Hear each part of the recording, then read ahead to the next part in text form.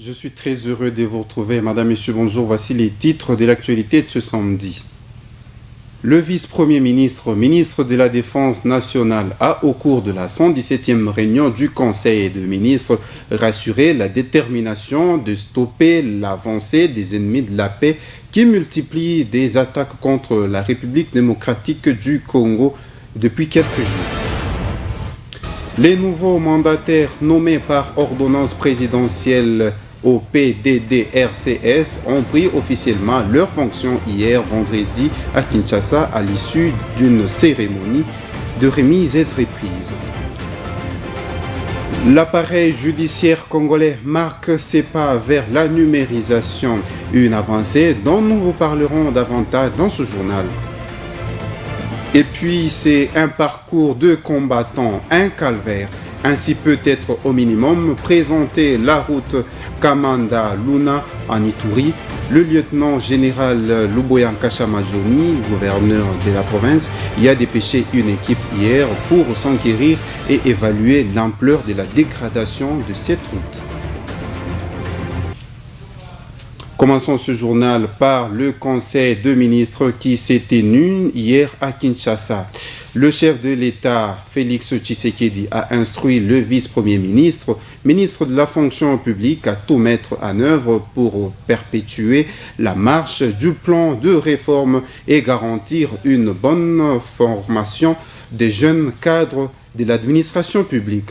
L'extrait du compte-rendu est lu ici par Patrick Mouyaya, ministre de la Communication et Médias. Du rajeunissement de l'administration publique.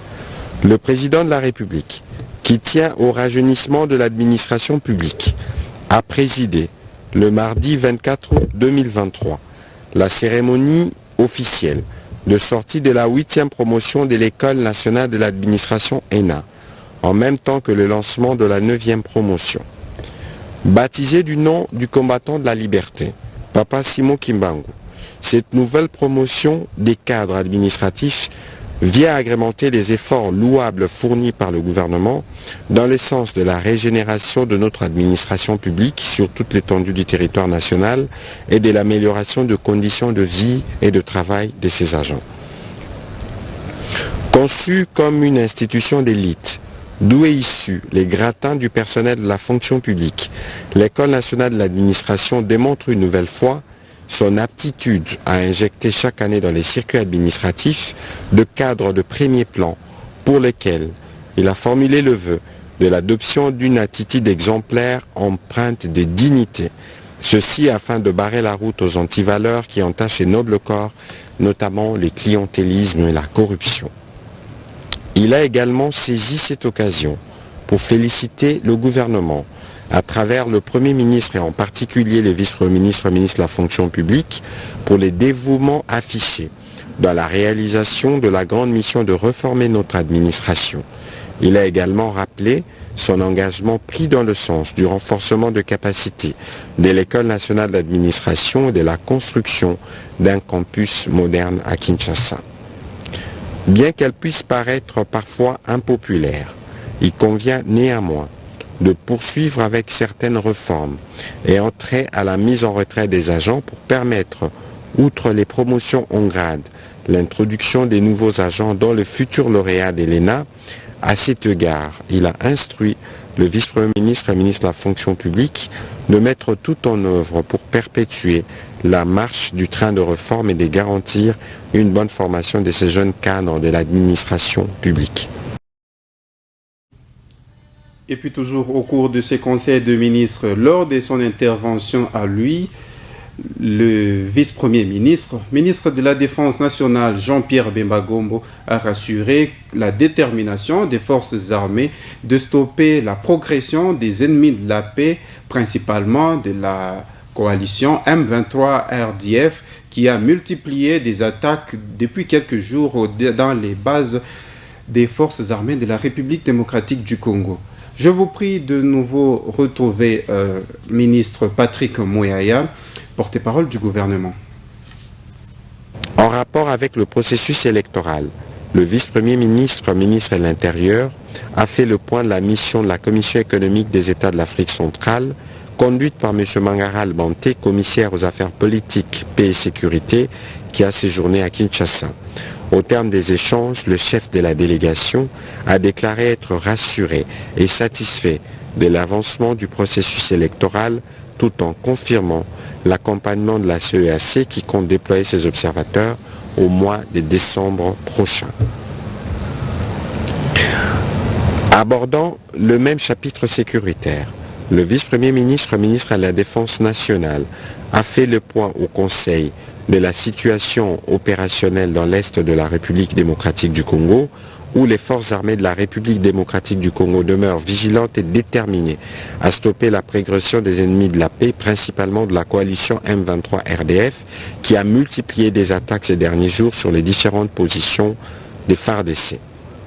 Les FARDC poursuivent aussi leurs actions de traque en vue de la neutralisation des ADF MTM dans le Grand Nord ainsi que dans la province de l'Ituri et à l'ouest du pays.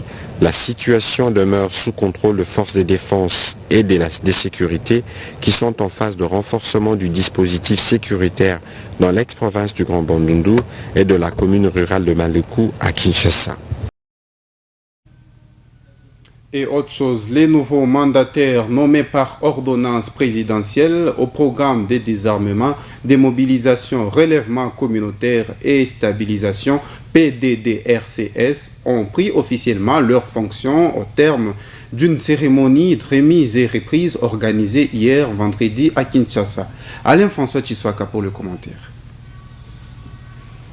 Dans son discours, Tommy Tambwe Ushindi s'est dit heureux de céder son poste à son ancien collaborateur. Le désormais ancien coordonnateur du PDDRCS s'est aussi félicité des réalisations de son équipe, citant notamment l'élaboration du plan national d'opération pour les 5 provinces, la cartographie de groupes armés, la politique de désarmement et démobilisation, mais aussi plus d'1 million de dollars américains laissés à la caisse. De son côté, Jean Bosco Bahala Okwibale Lusheke a indiqué que son mandat s'inscrivait dans la continuité et la consolidation des acquis de l'équipe précédente. Il a admis que la tâche qui lui est confiée est noble mais difficile. Il a promis de recourir au service de son prédécesseur pour arriver à remplir à bon escient sa mission. L'actuel patron du PDDRCS a appelé au soutien et à l'accompagnement tant au gouvernement national que des partenaires étrangers pour arriver à ramener la paix dans la partie est du pays en proie à l'insécurité à cause de groupes armés. Pour rappel, Jean Bosco Bahala a été nommé coordonnateur national du PDDRCS par ordonnance présidentielle le 16 octobre dernier. Il sera secondé par William Kaputu Boisbois, coordonnateur national adjoint en charge des questions techniques et opérationnelles, et Sylvie Kayo Mobaye, coordonnateur national adjoint en charge de l'administration et finances. Au chapitre de la justice, vers la numérisation de l'appareil judiciaire congolais, afin de booster le fonctionnement du système judiciaire, le traitement des dossiers dans les différentes juridictions du pays. À cet effet, le Conseil supérieur de la magistrature a rassemblé les partenaires publics et différentes financières, et même les financiers de cette structure pour les informer sur les avancées significatives des logiciels pouvant digitaliser ce secteur. La digitalisation de l'appareil judiciaire en RDC demeure au centre de la réforme au sein du secrétariat permanent du Conseil supérieur de la magistrature. Cet organe technique de gestion des magistrats dépendait encore d'une ancienne administration qui jusqu'ici était manuelle, un système qui entraîne du retard dans le traitement des données, affectant ainsi le processus de prise de décision. Dans le but de numériser ce secteur, le secrétaire permanent du CSM a rassemblé les partenaires techniques et financiers impliqués dans ces projets pour accélérer le travail déjà amorcé. Pour le secrétaire permanent du CSM, Télésphore Ndouba, ce projet va faciliter la gestion quotidienne des magistrats, mais aussi des activités, booster les activités judiciaires afin d'éviter la duplication. C'est toute l'activité judiciaire que nous, on suit par rapport aux données qui sont encodées dans le logiciel. Donc à partir de mon bureau ici, je peux savoir que dans telle juridiction, il y a autant de dossiers ont été vidés, autant de dossiers ont été renvoyés devant le juge, par exemple pour le dossier du parquet, autant de dossiers sont partis en prison, autant de condamnés, juste pour savoir si on respecte les délais. Tout ça, le logiciel peut nous donner. Il peut même nous indiquer, il peut nous alerter. Dans un monde en plein progrès technologique, introduire des solutions numériques dans le fonctionnement d'un organe, comme les CSM, est non seulement une innovation, mais aussi plus qu'une nécessité dans l'administration et la modernisation de la justice, la gestion des données judiciaires et le fonctionnement même du système judiciaire en RDC, a reconnu Patrice Descharette, chef d'équipe régisseur du projet PARJ 2. Le projet qu'on nous a présenté, le projet présenté par le PNUD, est plus avancé que l'autre. Donc je pense que c'est un projet qui va être très intéressant pour le CSM, puisque le CSM a une charge lourde qui est de gérer le corps judiciaire et les affectations des magistrats. Et il a besoin d'outils pour cela. La numérisation des données judiciaires en RDC permettra au secrétariat permanent du CSM d'avoir la possibilité de suivre de près toutes les activités judiciaires dans les différentes juridictions au pays. La prochaine étape est celle de l'identification numérique des magistrats nouveaux et anciens, ainsi que l'octroi des cartes biométriques. Et puis en Ituri, je vous l'ai dit, c'est un parcours, le tronçon routier Kamana-Luna, long de 75 km à la limite, avec le territoire de Beni dans le Nord Kivu, est un parcours de combattants. Plusieurs bourbiers se sont déjà formés tout le long de cette route économique, rendant ainsi impraticable la circulation. À cet effet, le gouverneur de la province de l'Ituri, le lieutenant-général Luboyanka Chamadjoni, a dépêché une équipe sur le terrain pour évaluer le degré de la dégradation de cette route. Reportage. L'administration militaire de l'Ituri sous la houlette du lieutenant-général Luboyanka Chamadjoni met les bouchées doubles dans la réhabilitation des axes routiers sur l'ensemble de la province de l'Ituri. Durant 2 jours, soit du 24 au 25 octobre 2023, une équipe de techniciens dépêchés par l'exécutif provincial a inspecté et évalué l'état de la nationale numéro 4 tronçon Komanda Luna afin de démarrer avec les travaux de la réhabilitation et de la maintenance sur cette route d'importance capitale 15 ans après sa mise en service par une entreprise chinoise. Ces travaux qui seront exécutés par la société New Africa SRL. Le directeur technique de cette société remercie le gouvernement militaire d'avoir jeté son dévolu sur leur société Good New Africa SRL. Pour venir évaluer le nombre de bourbiers et des ouvrages pour la réhabilitation de la RN4.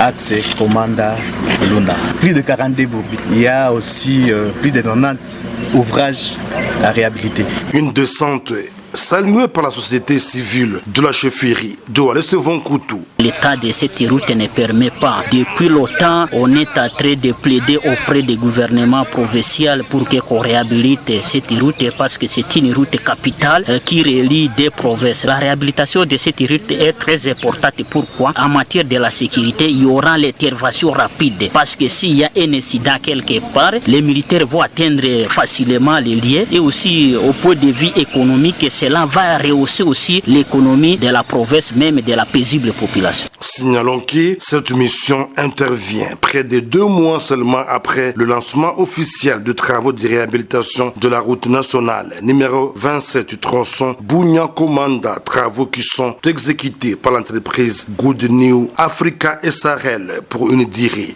de 2 ans. Fin de ce journal de 15 heures, ces derniers 15 heures de la semaine. Merci à vous de nous avoir tenu compagnie toute la semaine. Je vous laisse en une bonne compagnie de nos programmes et tout de suite à 16 heures, vous retrouverez le Classico Barcelone-Real de Madrid. La vie est courte, profitons-en au mieux pendant que nous demeurons à la lumière du soleil. À très vite.